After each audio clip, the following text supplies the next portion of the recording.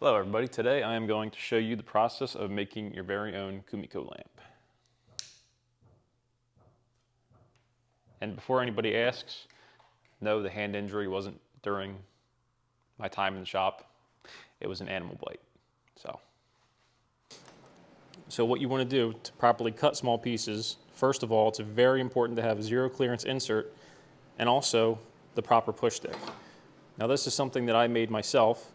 If anybody wants to make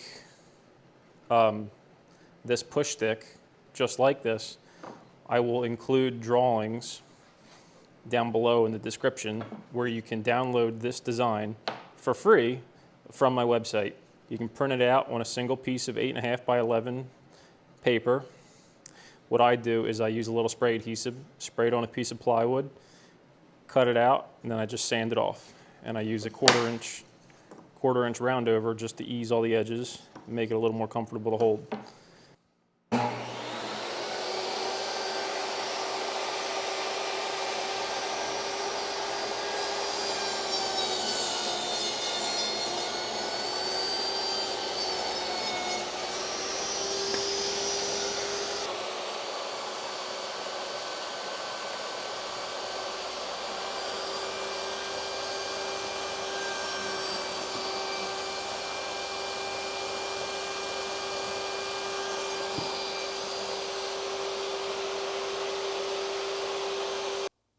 When beginning assembly, the first part you want to do is all of the parallel pieces,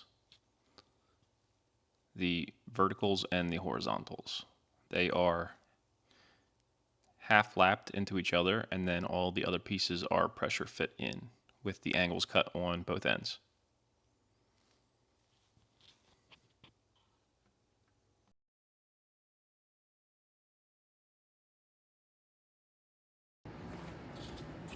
The most tedious process after you do the grid is doing all the infills.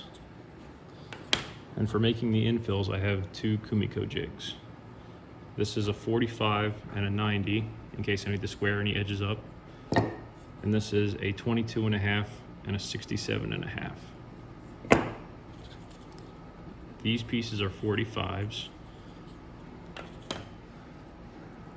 And then these pieces are 67.5 on one side, and the other side is 22.5.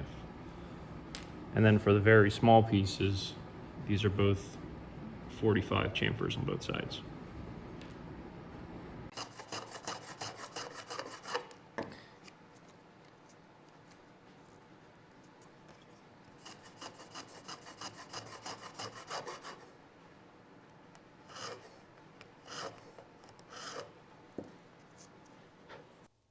The traditional way of making Kumiko, adding all these pieces in that are beveled on both sides, does not involve using any glue, but I have this great little glue bottle that I can link down below.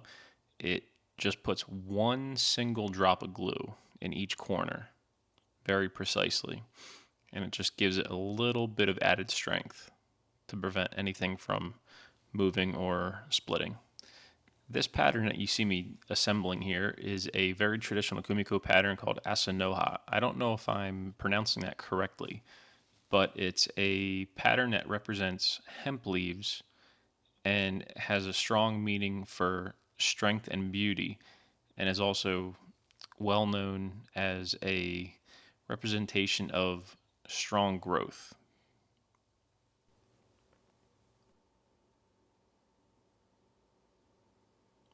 After I'm done assembling the panels, I'm now going to go around the outside and cut off the extra material with my pull saw.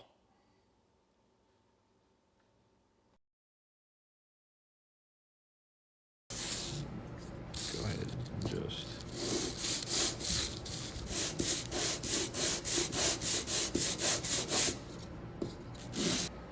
now that all the panels are done, I can start cutting the actual paper that's going to be taped to the back, and I have a double-sided tape for that.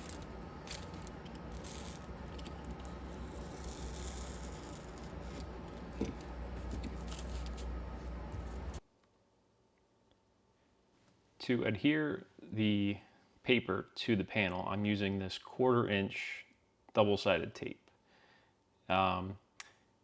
It's very fragile, but it has a good, strong adhesive and holds the paper on very well.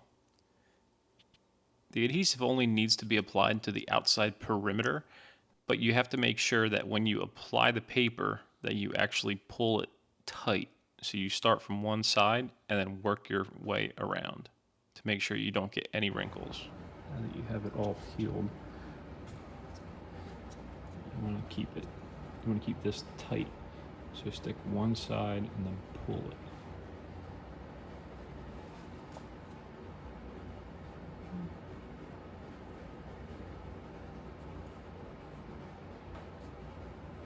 And that's it for the panels.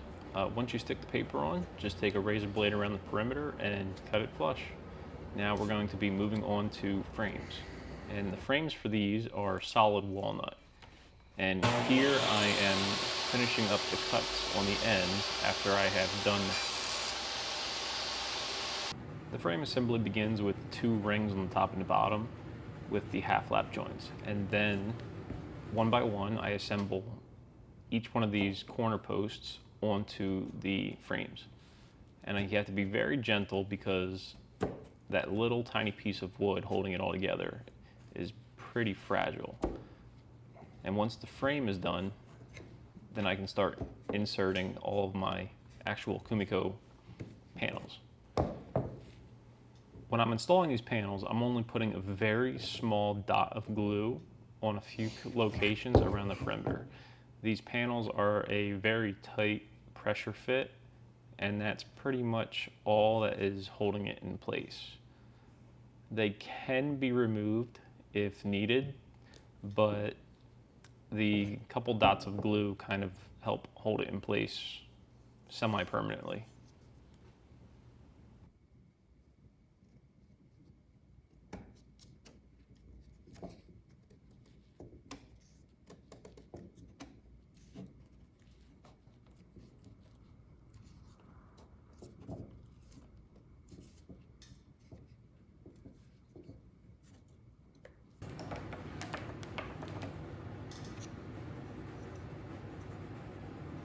Now that all the panels are installed, I am now going to glue the actual light socket onto this piece on the bottom. And super glue or CA glue bonds very well to this rubberized coating on it. Now that the socket is installed, I can plug it in and test it and make sure it works and see how it looks.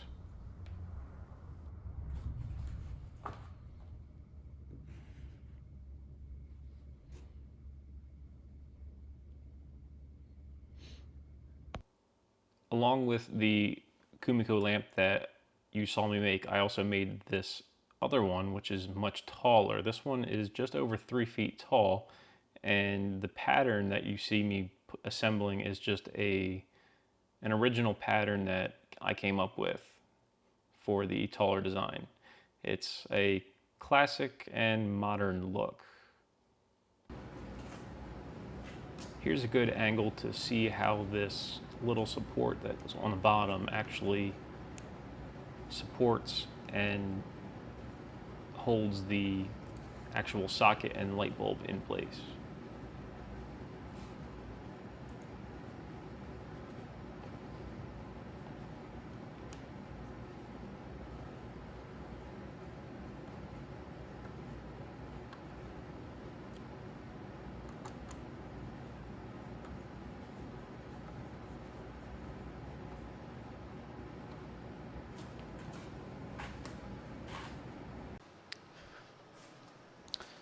So here's the final result of the larger of the 2 Kumiko lamps that I have made.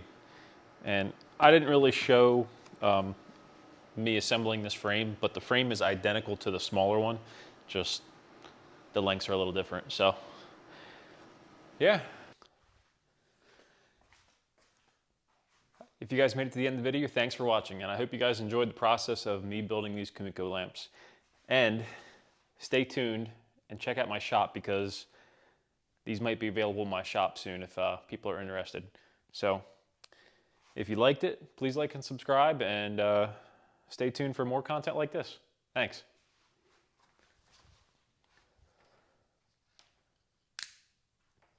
Oh yeah, look at that.